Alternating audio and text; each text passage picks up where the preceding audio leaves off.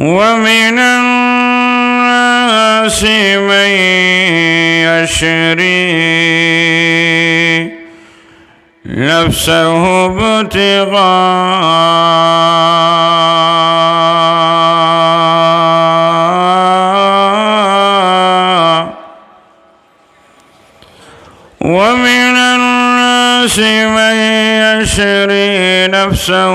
ابتغاء مرضات الله والله رؤوف بالعباد.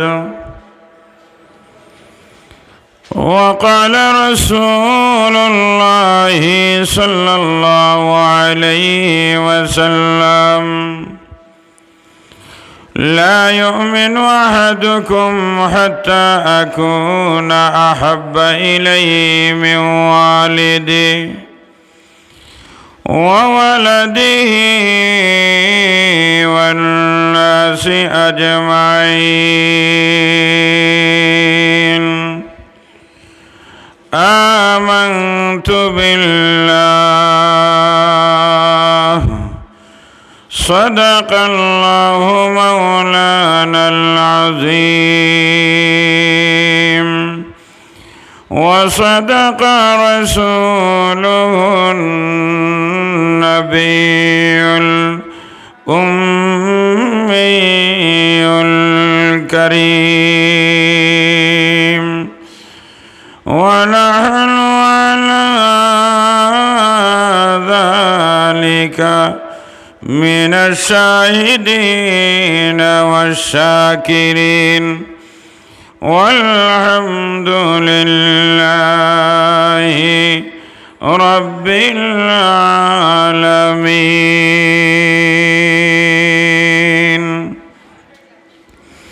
সবাই মহব্বতে জবান খুলে মদিনা ওয়ালার শানে দুরূদ শরীফ পড়ে। আল্লাহুম্মা সাল্লি আলা মুহাম্মাদ ওয়া আলা আলি মুহাম্মাদ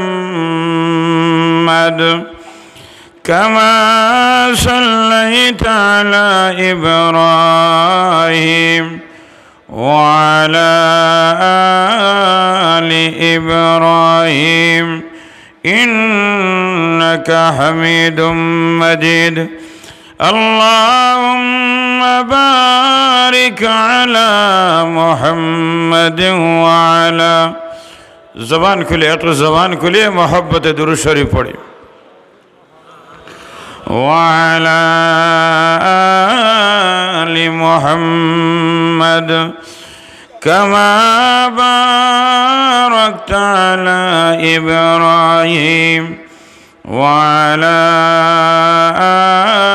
آل إبراهيم إنك حميد مجيد।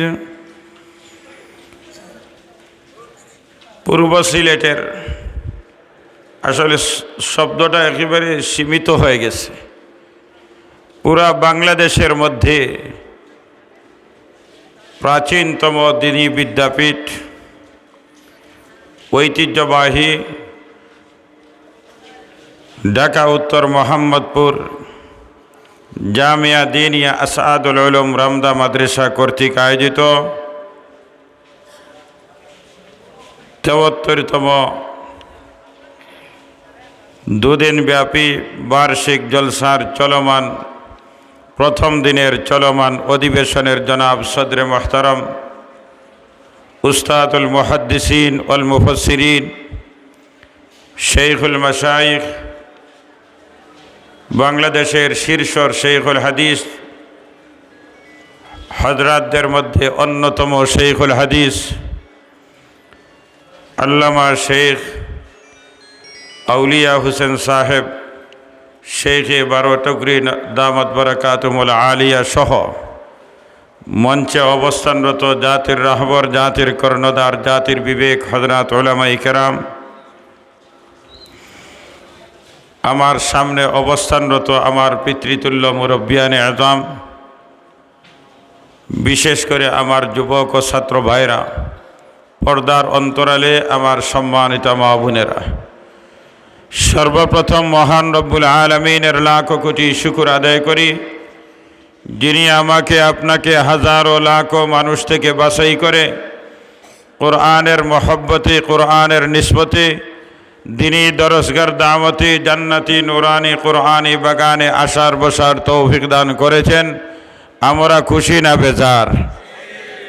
এই আওয়াজ দ্বারা তো হবে না, এই আওয়াজটা তো মাঠও অতিক্রম করবে না।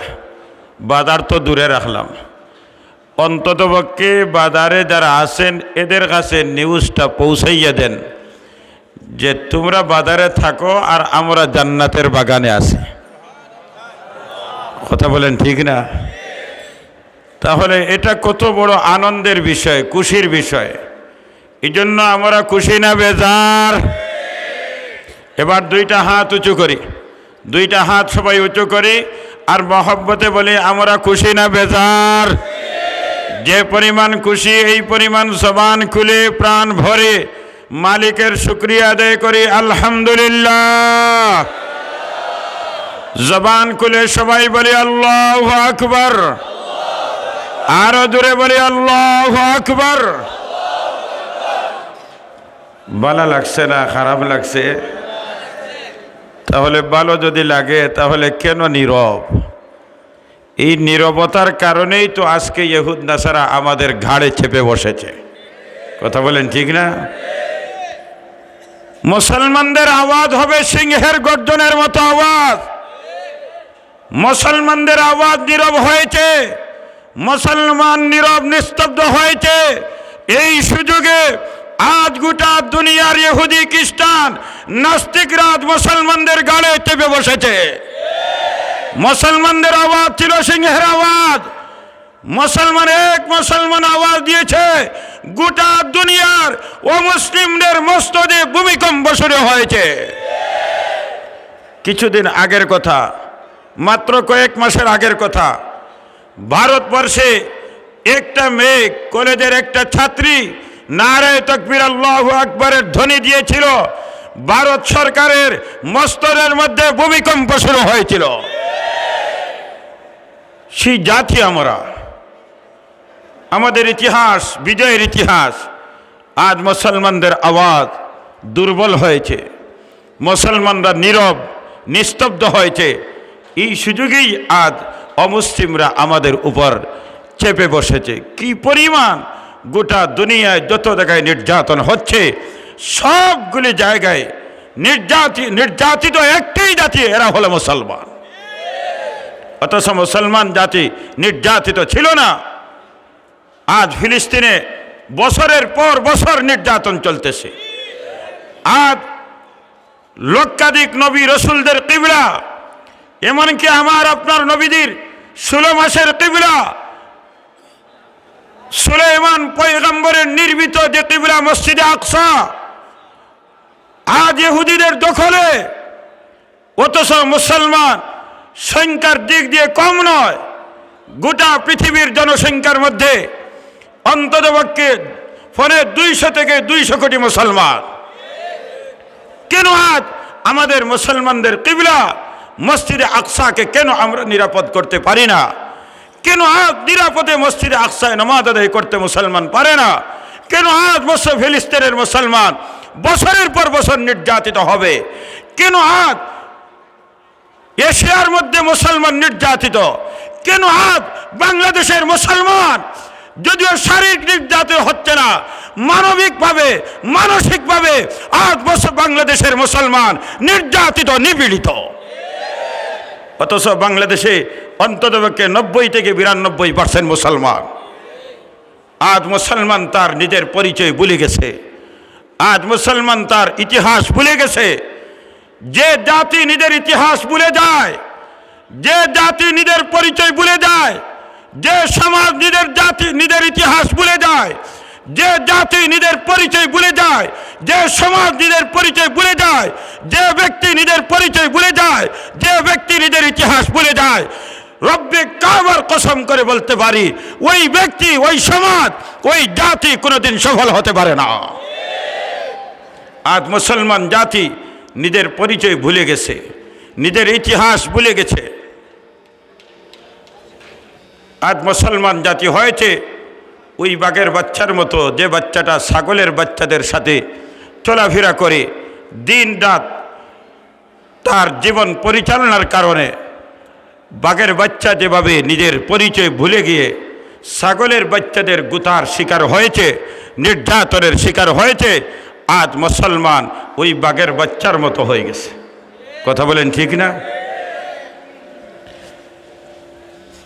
এই জন্য আজ জাতির কর্ণধার, জাতির বিবেক, জাতির কান্ডারি উলামায়ে কেরাম কোরআন সুন্নাহর আলোকে মুসলমান জাতিকে তার পরিচয় তুলে দিতে চায়, মুসলমান জাতির সামনে তার পরিচয় তুলতে চায়, মুসলমান জাতির ইতিহাসের মাধ্যমে মুসলমান জাতিকে উজ্জীবিত করতে চায়। এ মুসলমান জাতি, তোমাদের জাতি ইতিহাস ছিল সোনালী ইতিহাস। এ মুসলমান জাতি, তোমাদের ইতিহাস ছিল বিজয়ের ইতিহাস। দেখো বদরের ময়দান, দেখো উহুদের ময়দান, দেখো খন্দকের ময়দান, দেখো ইতিহাস তোমাদের। এক মুসলমান থাকা অবস্থায় নিরস্ত মুসলমান 313 জন বদরের ময়দান থেকে বিজয়ী বেশে মুসলমানরা ফিরলেন।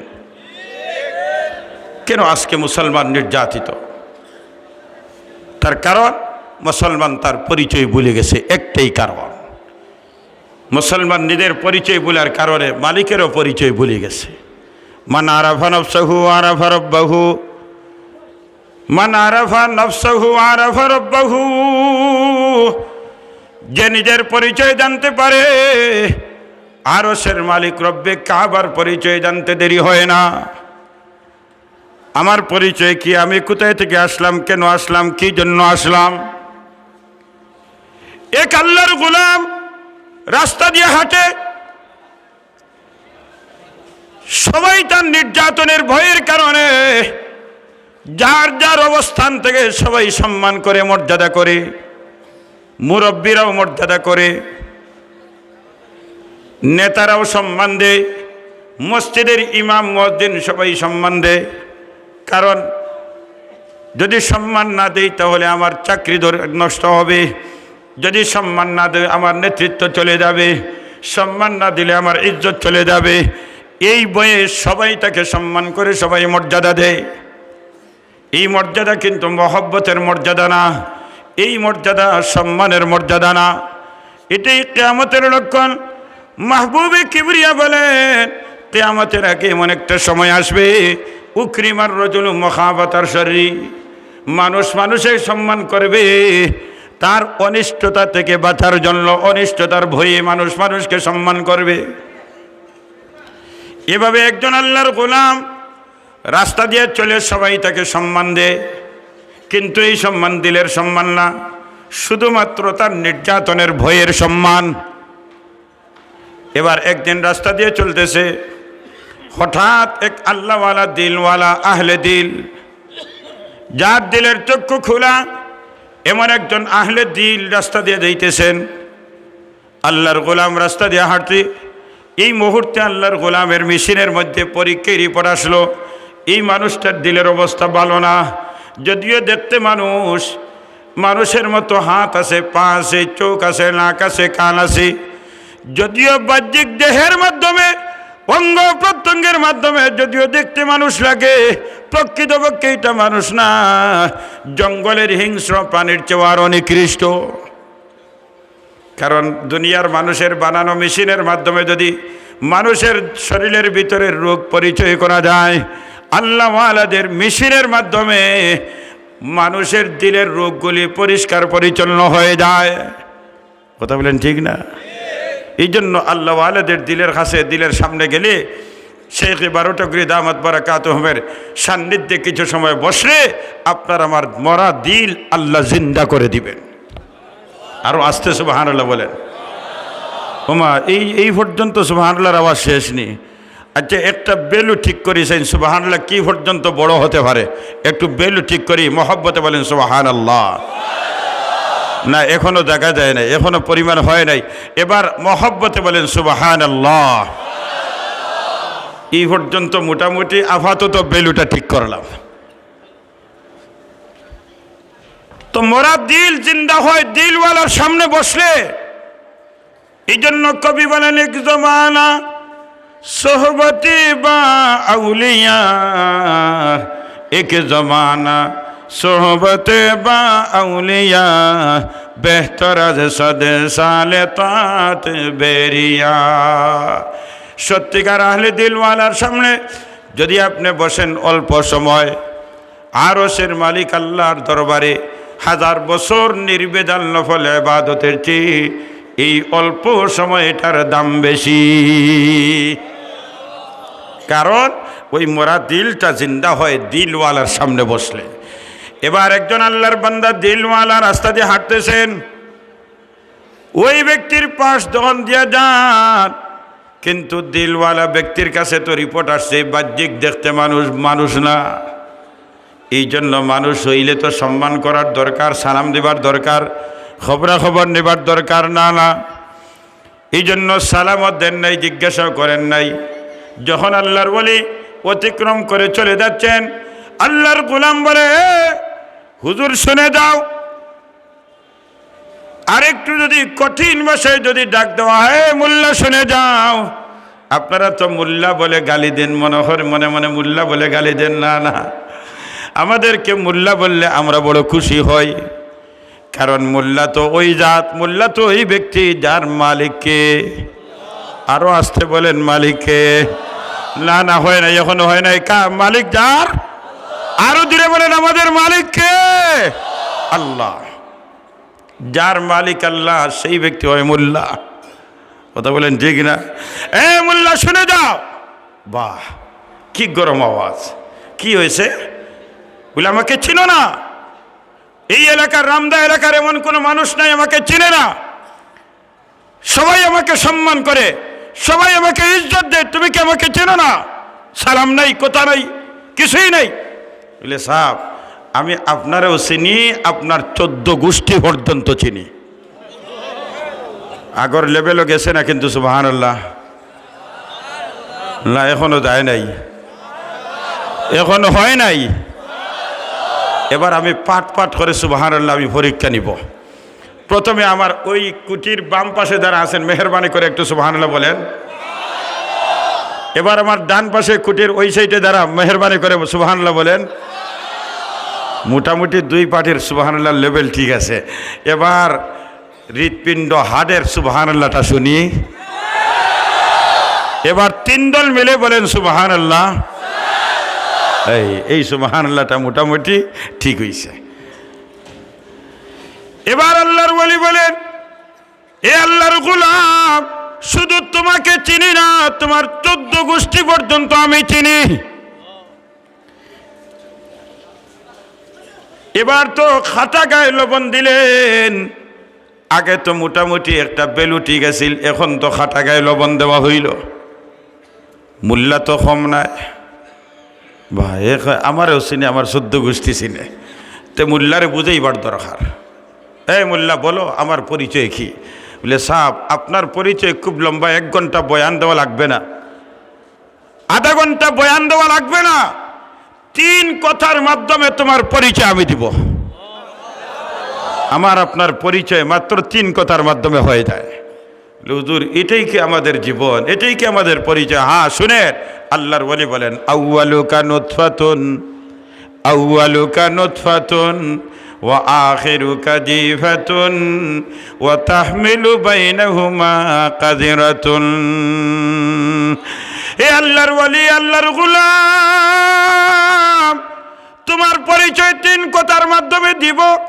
1 নম্বর আউয়ালুকা নুতফাতুন, 1 নম্বর পরিচয়, তোমার সূত্রটা হয়েছে অপবিত্র বীর্য থেকে, মা বাবার মিলনের মাধ্যমে যে অপবিত্র বীর্য, ওই অপবিত্র বীর্য থেকে তোমার সূত্র, তোমার শুরু হয়েছে, তোমার সূচনা হয়েছে।